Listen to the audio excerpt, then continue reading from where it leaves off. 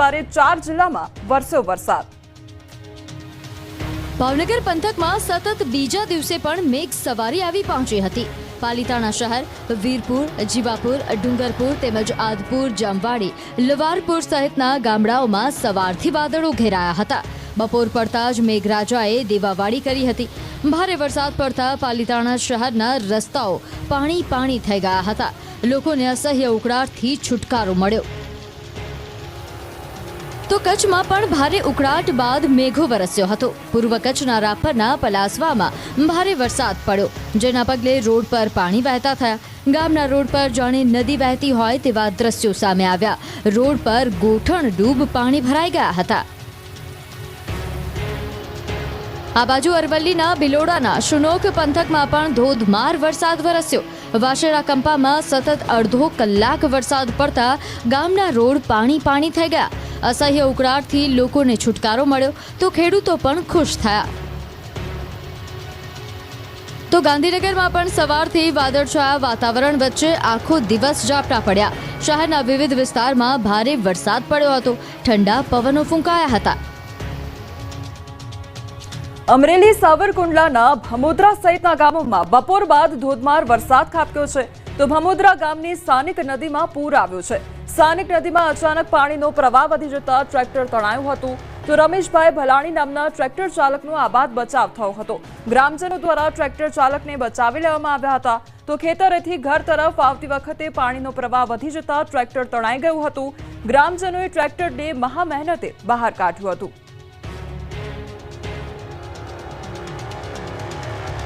આવતીકાલથી 2 દિવસ વરસાદ ભૂક્કા બોલાવશે। સૌરાષ્ટ્ર અને મધ્ય ગુજરાતનો વારો કાઢશે। ગુજરાતમાં વરસાદે વિરામ લીધો છે। રાજ્યભરમાં વરાપ નીકળ્યો છે, ત્યારે ફરી આવતીકાલથી મેઘરાજાની ધબધબાટીવાળા રાઉન્ડ માટે તૈયાર થઈ જજો। આવતીકાલથી 4 દિવસ સુધી વરસાદ ભૂક્કો બોલાવશે। હવામાન વિભાગે આગાહી કરી છે કે સૌરાષ્ટ્ર અને મધ્ય ગુજરાતમાં ભારે વરસાદ પડશે। સૌરાષ્ટ્રના વિવિધ ભાગમાં નદીઓમાં પૂર આવે તેવો વરસાદ ખાબકશે। તો અમદાવાદમાં વીજળીના કડાકા ભડાકા સાથે હળવાથી મધ્યમ વરસાદની આગાહી છે। डे 2 की बात करेंगे तो डे 2 और डे 3 के लिए heavy to very heavy rainfall की वार्निंग है गुजरात रीजन के लिए, और सौराष्ट्र रीजन के लिए हैवी रेनफॉल की वार्निंग है। और उसके बाद डे 4 और डे 5 के लिए गुजरात रीजन के लिए हैवी रेनफॉल की वार्निंग है, और सौराष्ट्र रीजन के लिए लाइट टू मॉडरेट रेन और साथ में थंडरस्टॉर्म की वार्निंग है।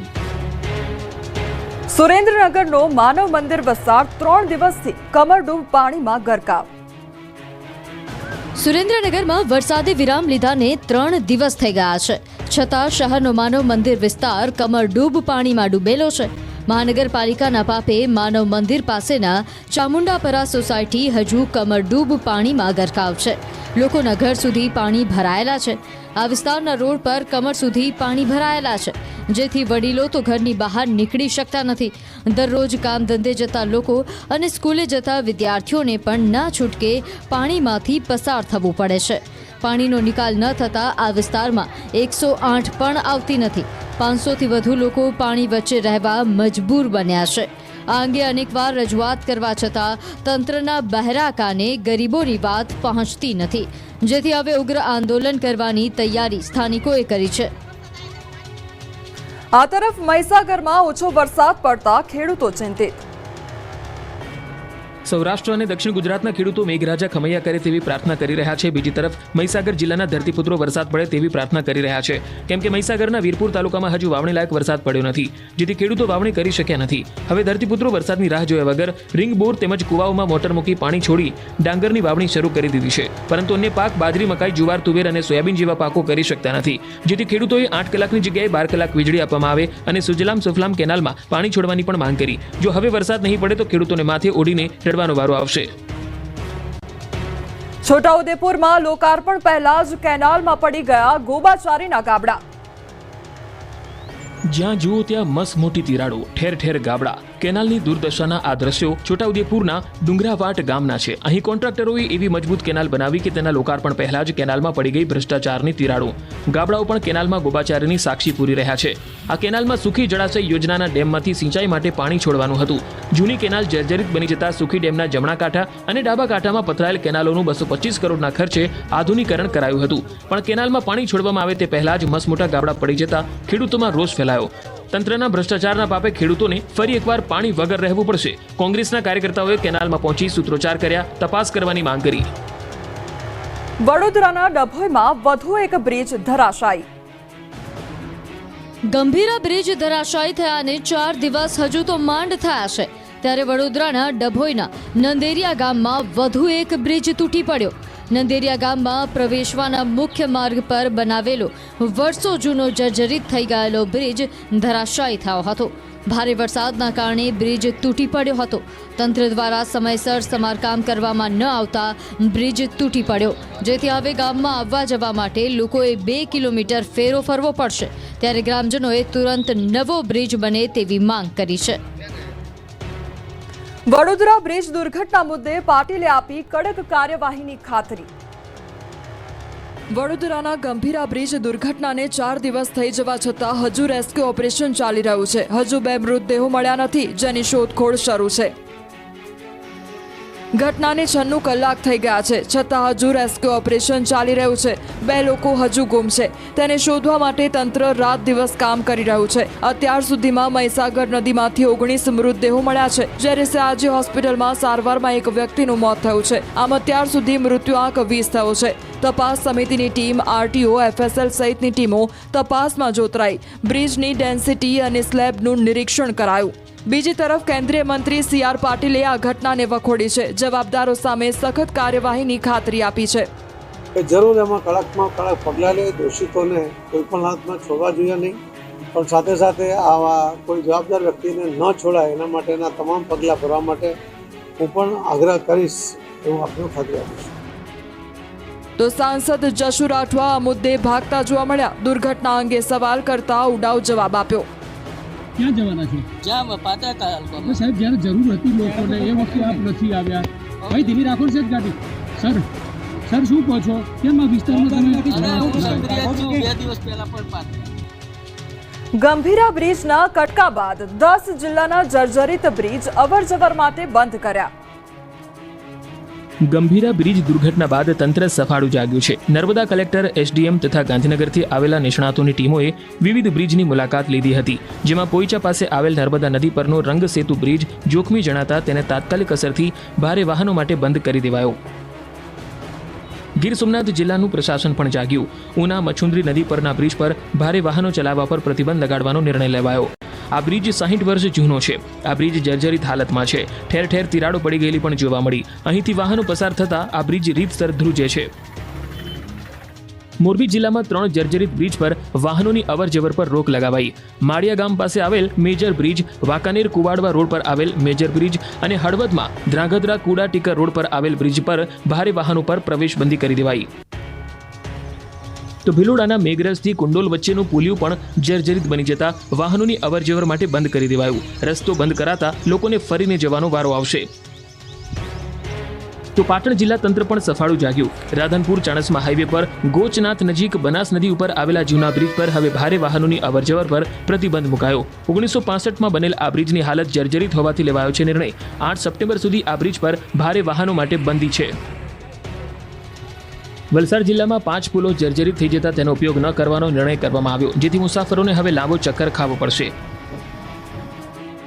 આ તરફ પંચમહાલ અને ખેડા જિલ્લાની વચ્ચે આવેલો મહીસાગર નદી પરનો સેવાલિયા બ્રિજ હાલ જર્જરિત હાલતમાં હોવાથી બંધ કરી દેવાયો. બ્રિજના સમારકામ હેતુ તમામ વાહનોની અવરજવર પર પ્રતિબંધ મૂકવામાં આવ્યો છે. પ્રશાસને બ્રિજ પાસે પતરાની આડશ મૂકી પોલીસ બંદોબસ્ત ગોઠવી દીધો છે. પોરબંદર શહેરને બંદર સાથે જોડતા લકડી બંદર પુલને જર્જરિત ગણાવી બંધ કરી દેવામાં આવ્યો છે, જેથી માછીમારો સહિત વાહન ચાલકોએ બંદર તરફ જવા માટે 8 કિલોમીટરનું ચક્કર મારવાની ફરજ પડી રહી છે. કોઈપણ પ્રકારની વૈકલ્પિક વ્યવસ્થા વગર બ્રિજ બંધ કરી દેવાતા લોકોએ વિરોધ નોંધાવ્યો. હવે હાઈવે પર ખાડા પડશે તો નેશનલ હાઈવેના અધિકારીને થશે દંડ. જો વારંવાર રજૂઆતો કરવા છતાં નેશનલ હાઈવેના ઓથોરિટી દ્વારા રોડ પર ખાડા પૂરવામાં નહીં આવે તો અધિકારીઓને થશે દંડ। જી હા, મહીસાગર જિલ્લામાં ઇતિહાસમાં પહેલીવાર નેશનલ હાઈવે પર ખાડાને લઈને NHAIના પ્રોજેક્ટ ડિરેક્ટર સામે દંડ ફટકારવામાં આવ્યો। અમદાવાદ ગોધરા નેશનલ હાઈવે 47 પર પડેલા મોટા ખાડાઓના કારણે અકસ્માતો થતા મોતના બનાવો સામે આવ્યા હતા, જે બાદ સ્થાનિકો દ્વારા ચક્કાજામ જેવા દેખાવો કરવામાં આવ્યા, પરંતુ અનેકવાર રજૂઆત કરવા છતાં રોડ સુધારવામાં ન આવતા આખરે જિલ્લા વહીવટીતંત્રએ લાલ આંખ કરી છે। કલેક્ટર અર્પિત સાગરની સ્પષ્ટ સૂચના છતાં કામગીરી નહીં કરનાર અધિકારીને દરરોજ 500 રૂપિયા મુજબ કુલ 10,000 રૂપિયાનો દંડ ફટકાર્યો। પ્રોજેક્ટ ડિરેક્ટરને દંડ ફટકાર્યો। જ્યાં સુધી ખાડા નહીં પુરાય ત્યાં સુધી દંડ વધતો રહેશે। મહીસાગર રોડ સેફટી કમિટીએ 8 વર્ષ પહેલા લાગુ થયેલા કાયદાનો પહેલીવાર કડક અમલ કર્યો। આ તરફ વલસાડમાં હાઈવે પર ખાડાને લઈને તંત્ર એક્શનમાં, કોન્ટ્રાક્ટર વિરુદ્ધ માનવવધની ફરિયાદ થશે।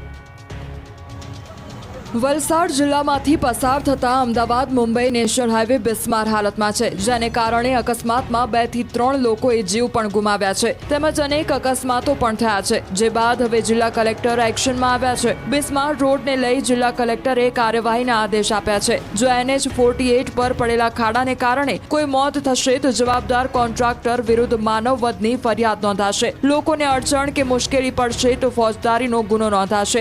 રોડ પર અસંખ્ય ખાડાને કારણે 2 થી 3 લોકોએ જીવ ગુમાવ્યા છે। સાથે જ દરરોજ ટ્રાફિક જામની પણ સમસ્યા સર્જાય છે। ફોજદારી કાર્યવાહી કરવા PSI કે તેની ઉપરના અધિકારીને સત્તા આપવામાં આવી છે, તેમજ 10 દિવસમાં નેશનલ હાઈવેને રિપેર કરવા કોન્ટ્રાક્ટરને વલસાડ કલેક્ટરે કડક આદેશ કર્યા છે।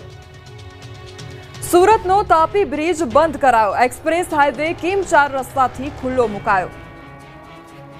સુરતમાં નેશનલ હાઈવે 48 પર તાપીના નદી ઉપરનો બ્રિજ ખખડધજ થઈ જતા આજથી બ્રિજને બંધ કરી દેવાયો છે। આજથી કિમ 4 રસ્તાથી એના સુધીનો એક્સપ્રેસ હાઈવે મોટા વાહનો માટે ખુલ્લો મુકાયો। વડોદરાથી મુંબઈ તરફ જતા નેશનલ હાઈવે 48ના વાહનો હવે એક્સપ્રેસ હાઈવે પરથી પસાર થશે। ભરૂચથી સુરત સુધીના નેશનલ હાઈવે 48 પર આવેલા તાપી બ્રિજના એક્સપાન્શન જોઈન્ટના સમારકામની કામગીરીને કારણે વાહન વ્યવહારમાં સુગમતા જાળવવા જાહેરનામું બહાર પાડવામાં આવ્યું છે। આ જાહેરનામા અનુસાર 10 ઓગસ્ટ સુધી તાપી બ્રિજની ડાબી સાઈડ એટલે કે ભરૂચથી સુરત તરફ આવતા ભારે વાહનો માટે બંધ રહેશે। ભરૂચથી સુરત તરફ આવતા ભારે વાહનો માટે વૈકલ્પિક માર્ગ તરીકે વડોદરા મુંબઈ એક્સપ્રેસવે પેકેજ 6નો ઉપયોગ કરવાનો રહેશે। જો કે એક્સપ્રેસવે પર 2 વ્હીલર વાહનોને મંજૂરી નથી, તેથી 2 વ્હીલર વાહનોએ હાલમાં કાર્યરત રૂટનો જ ઉપયોગ ચાલુ રાખવાનો રહેશે। તો તાપી બ્રિજની જમણી સાઈડ સુરતથી ભરૂચ તરફ જતા વાહનો માટે હાલમાં કાર્યરત રૂટનો જ ઉપયોગ ચાલુ રહેશે। કોંગ્રેસ નેતા ઇન્દ્રનીલ રાજ્યગુરુએ કાંતિ અમૃતિયા અને ગોપાલ ઇટાલિયાને લીધા આડે હાથ। મોરબીના ધારાસભ્ય કાંતિ અમૃતિયા અને વિસાવદરના ધારાસભ્ય ગોપાલ ઇટાલિયા વચ્ચે રાજીનામું આપવાની હોડ ચાલી રહી છે। બંને એકાબીજાને પડકાર ફેંકી રહ્યા છે। મોરબીમાં રોડ સહિતના પ્રશ્નને સાઈડમાં મૂકી જીતે તો 2 કરોડ રૂપિયા આપવાની વાત કાનાભાઈએ કરી છે, જેને લઈને રાજકોટના પૂર્વ ધારાસભ્ય અને કોંગ્રેસ નેતા ઇન્દ્રનીલ રાજ્યગુરુએ પણ આ મુદ્દે એન્ટ્રી કરી છે। ગોપાલ અને કાનાભાઈને આડે હાથ લીધા અને પોતાના વિસ્તારના કામ કરવા સલાહ આપી। સાથે સવાલ કર્યો કે પેટા ચૂંટણી થશે તો તેનો ખર્ચ કોણ આપશે। 2 કરોડ રૂપિયા દેવાની એમને વાત કરે છે ત્યારે 2 માંથી કોઈ પણ એક વ્યક્તિ એવું નથી બોલતા કે આમાં લોકોના પરસેવાના પૈસાથી ફરીવાર ચૂંટણી કરવી પડે તો એ પૈસા 2 માંથી કોણ આપશે। ભાવનગરમાં ઘર પાસે દારૂ પીવાની ના પાડતા બેવડાઓએ મકાન પર કર્યો પથ્થરમારો। ભાવનગરમાં સોસાયટીમાં દારૂડિયાઓને દારૂ પીવાની ના પાડતા લુખ્ખાઓએ રાતે એક સોસાયટીને માથે લીધી હતી। શહેરના કલચરિયા પર આ વિસ્તારમાં એક ઘર પાસે દારૂ પીવાની ના પાડતા બેવડાઓ બેફામ બન્યા હતા। રહેણાંક મકાન પર પથ્થરમારો કરી ગુસ્સો ઠાલવ્યો હતો। આવારા તત્વોએ અંધાધૂંધ પથ્થરો ફેંકતા ઘરમાં નાસભાગ મચી ગઈ હતી। એટલું જ નહીં, ટલ્લી થઈ ગયેલા બાટલી બોએ બહાર પાર્ક કરેલા સ્કૂટરોમાં પણ તોડફોડ કરી હતી, જેથી આ વિસ્તારમાં દહેશત ફેલાઈ। આ અંગે પોલીસ ફરિયાદ કરવા છતાં પોલીસે કોઈ કામગીરી કરી નથી। શનિવારે 3 થી વધુ શહેરમાં ગુંડાઓના આતંકથી હાહાકાર। લુખ્ખાના આતંકના આ દ્રશ્યો રાજકોટના છે. શહેરના પ્રદ્યુમનનગર વિસ્તારમાં જયસિંહ હુમલ નામના વેપારીએ જયપાલસિંહ જાડેજાની પત્નીને ઉધાર વસ્તુ આપવાની ના પાડતા વેપારી પર હુમલો કર્યો હતો. જયપાલસિંહે ઉશ્કેરાઈને વેપારીની દુકાન ધસી આવ્યો. વેપારી પર તલવારથી હુમલો કર્યો હતો. વેપારીએ બેટથી પોતાનો બચાવ કર્યો. આમ છતાં વેપારીના હાથમાં ઈજા પહોંચી હતી. આ દ્રશ્ય જૂનાગઢના ઝાંઝરડા રોડના છે. અહીં રોડ પર મહિલાની છેડતી બાબતે બે લોકો જાહેરમાં બાખડી પડ્યા. બંને શખ્સો મારામારી પર ઉતરી આવ્યા. લોકો તમાશો જોતા રહ્યા, પરંતુ કોઈએ ઝઘડો શાંત કરવાની હિંમત ન કરી. બાદમાં ટ્રાફિક પોલીસે બંનેને છોડાવ્યા. તો અમદાવાદના ઇટાલિયન બેકરી પાસે ધંધાકીય લેવડ દેવડમાં ફાયરિંગ થયું, જેમાં એક વ્યક્તિને ઈજા પહોંચી. જાહેરમાં ફાયરિંગથી નાસભાગ મચી ગઈ હતી. પોલીસે આ મામલે તપાસ હાથ ધરી. અમદાવાદ એરપોર્ટ પર સિક્યુરિટી ગાર્ડ દ્વારા રિક્ષા ચાલકોને માર મારવામાં આવ્યો. એરપોર્ટના ટર્મિનલ 2 પર ગત મોડી રાત્રે આ બનાવ બન્યો. રિક્ષા ચાલકોને પટ્ટા વડે માર મારવામાં આવ્યો. રિક્ષા ચાલકોના શરીર પર ઈજાના નિશાન પણ જોવા મળ્યા.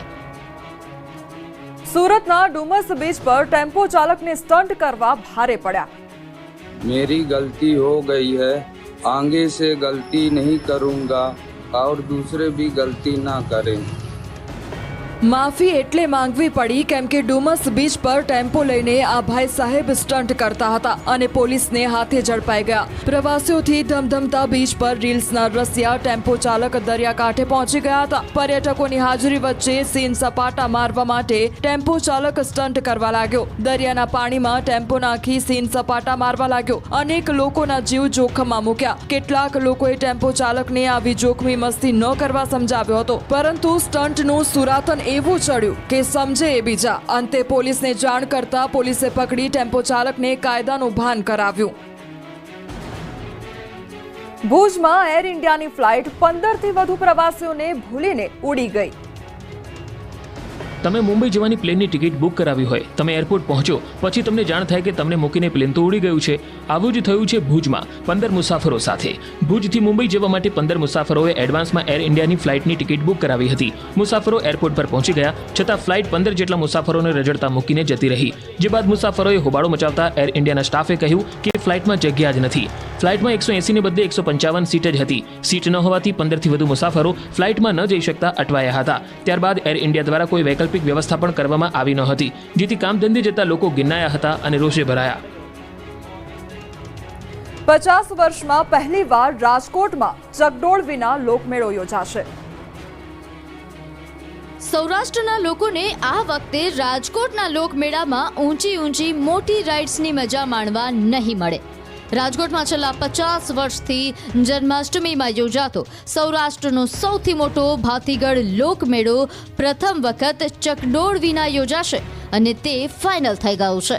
દર વર્ષે જન્માષ્ટમીના મેળામાં જ્યાં 15 લાખથી વધુ લોકો ઉમટે છે, તે રેસકોર્સ મેદાનમાં 14થી 18 ઓગસ્ટ દરમિયાન યોજાનારા પરંપરાગત મેળામાં રાજ્ય સરકારની કડક SOPના કારણે આ વખતે રાઇડ્સ વગર જ મેળો યોજાશે. વહીવટીતંત્ર દ્વારા આપવામાં આવેલી ત્રીજી મુદ્દત પૂર્ણ થઈ. મુદ્દત પૂરી થઈ ગયા બાદ પણ 34 યાંત્રિક એટલે કે મોટી રાઇડ રાખવા માટે એક પણ ફોર્મ ભરાયું નથી, જેથી કલેક્ટર દ્વારા ચકડોળ વિનાનો જ લોકમેળો યોજવાનો નિર્ણય લેવાયો છે. જેના કારણે અન્ય સ્ટોલ અને પ્લોટ ધારકો દ્વારા પણ ફોર્મ ભરવામાં નિરસતા દાખવવામાં આવી છે. જેના કારણે 238 સ્ટોલ પ્લોટ સામે માત્ર 28 ફોર્મ જ આવ્યા છે. હવે યાંત્રિક રાઇડ ધારકોને ફોર્મ ભરવા દેવામાં નહીં આવે, જ્યારે યાંત્રિક રાઇડ વિના મેળો યોજવા માટે નવો લેઆઉટ નક્કી કરવામાં આવશે, જે સોમવારે જાહેર કરવામાં આવશે. નવા લેઆઉટ બાદ ચકરડી, રમકડા, ખાણીપીણીના સ્ટોલ ઉપરાંત મનોરંજનની પ્રવૃત્તિઓ માટેના કયા પ્રકારના સ્ટોલ રાખવા તે નક્કી કરવામાં આવશે. જોકે આનાથી એ વાત ચોક્કસપણે સાબિત થઈ ગઈ છે કે સૌરાષ્ટ્રનું પોલિટિકલ હબ ગણાતા રાજકોટના નેતાઓને લોકો માટે યોજાતા મેળામાં કોઈ રસ નથી. થરાદમાં તબીબની બેદરકારીથી પુત્ર અને માતાનું મોત નીપજ્યું. પરિવારનો હોબાળો સામે આવ્યો. થરાદની કૃષ્ણા હોસ્પિટલમાં તબીબની બેદરકારીથી સગર્ભા મહિલા અને તેના બાળકનું મોત થયું હોવાના આક્ષેપ સાથે પરિવારજનોએ હોબાળો મચાવ્યો હતો.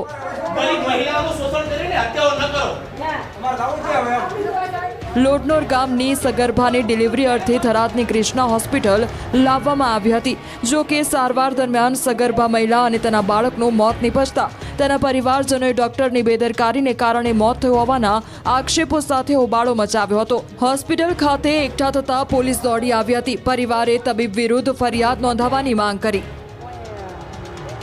અમદાવાદમાં માત્ર 32 સેકન્ડમાં પ્લેન આગનો ગોળો બન્યો. 15 પાનાના પ્રાથમિક રિપોર્ટમાં ઘટસ્ફોટ. અમદાવાદ પ્લેન ક્રેશ દુર્ઘટનામાં 15 પાનાનો પ્રાથમિક રિપોર્ટ સામે આવ્યો, જેમાં ઘટસ્ફોટ થયો છે કે માત્ર 32 સેકન્ડ જ હવામાં પ્લેન રહ્યું. Aircraft accident investigation bureau of India એટલે કે AAIB આ પ્રાથમિક અહેવાલ જારી કર્યો છે. આ રિપોર્ટમાં ઘણા ચોંકાવનારા ખુલાસા થયા છે, જેમાં વિમાન AI-171 ટેક ઓફ થયાના માત્ર 32 સેકન્ડ પછી જ આગનો ગોળો બની ગયું. આમાં 241 મુસાફરો સહિત કુલ 270 લોકો માર્યા ગયા હતા. હવે તપાસ અહેવાલમાં એ વાત સામે આવી કે ટેક ઓફ થયા પછી તરત જ વિમાનના બંને એન્જિન બંધ થઈ ગયા હતા, જેના કારણે આ અકસ્માત થયો. રિપોર્ટ પ્રમાણે ટેક ઓફ પછી તરત જ બંને એન્જિન એક પછી એક બંધ થઈ ગયા. બ્લેક બોક્સ રેકોર્ડિંગ પ્રમાણે એન્જિન 1 નો ફ્યુઅલ સ્વિચ પહેલા રનથી કટ ઓફ મોડમાં ગઈ હતી અને બરાબર 1 સેકન્ડ પછી એન્જિન 2 સાથે પણ એવું જ થયું. બે સ્વિચો વચ્ચેનું અંતર 1 સેકન્ડ હતું. ઇંધણ પુરવઠો બંધ થતાં જ બંને એન્જિનના N1 અને N2 રિવોલ્યુશન ટેક ઓફ લેવલથી ઘટવા લાગ્યા. તે જ સમયે કોકપિટમાંથી અવાજ આવ્યો. કોકપિટ વોઇસ રેકોર્ડિંગમાં પાયલટ્સ વચ્ચેની વાતચીત છે.